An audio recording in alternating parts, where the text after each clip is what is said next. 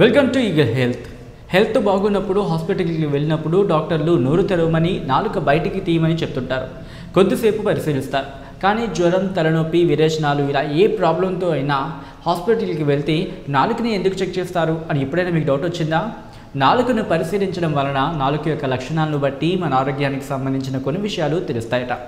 వాటిలో ఇప్పుడు కొన్ని గురించి తెలుసుకుందాం. నాలుకపై తెల్ల మచ్చలు, నల్ల మచ్చలు ఉండడాన్ని ఎప్పుడైనా గమనించారా? ఈ తెల్ల మచ్చలకు కారణం ఫంగస్ ఇన్ఫెక్షన్ల కారణంగానే ఈ మచ్చలు ఏర్పడతాయి. నాలుక ఎర్రబారి మెరవడం, అదే సమయంలో ఒంటి రంగు పాలిపోయి ఉండడం, శ్వాస తీసుకోవడంలో ఇబ్బందిగా అనిపించడం, ఇవన్నీ ఐరన్ లోపం, రక్తహీనత ఉన్నాయని చెప్పే లక్షణాలు. కొందరి నాలుక మీద వెంట్రుకలు మురిచినట్లుగా నల్లగా కనిపిస్తుంది. విపరీతంగా పొగ తాగడం వల్ల, లేదంటే శక్తివంతమైన యాంటీబయాటిక్స్ వాడటం వల్ల వచ్చే ఫంగస్ కారణమే ఉంటుంది. నాలుక వాపు అనేది ఒక లక్షణం. నాలుక వాచినప్పుడు తినడానికి, మాట్లాడడానికి ఇబ్బందిగా ఉంటుంది. నాలుక వాయడంతో పాటు ఒక్కోసారి రంగు కూడా మారుతుంది. శరీరంలో ఇన్ఫెక్షన్లు బాగా పెరిగిపోయినప్పుడు కనిపించే లక్షణం. నాలుక రంగు మారడం అనేది కొందరిలో కామెర్లు, రక్తహీనత లేదా శరీరానికి సరిపడా ఆక్సిజన్ అందకపోవడం వల్ల కూడా కావచ్చు. నాలుక ఒక పక్కకు వాలిపోతే అది పక్షవాత లక్షణంగా పరిగణిస్తారు.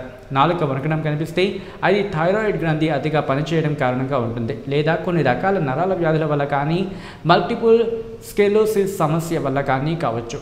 ఇప్పుడు అర్థమైందా డాక్టర్ దగ్గరికి వెళ్ళగానే ఎందుకు నాలుకను పరీక్షిస్తారో? ఈ వీడియో కనుక మీకు నచ్చినట్లయితే లైక్ చేయండి, కమెంట్ చేయండి, షేర్ చేయండి. మరిన్ని అప్డేట్స్ కోసం సబ్స్క్రైబ్ చేయండి. Keep watching eagle health. Like and subscribe Eagle Health and Beauty.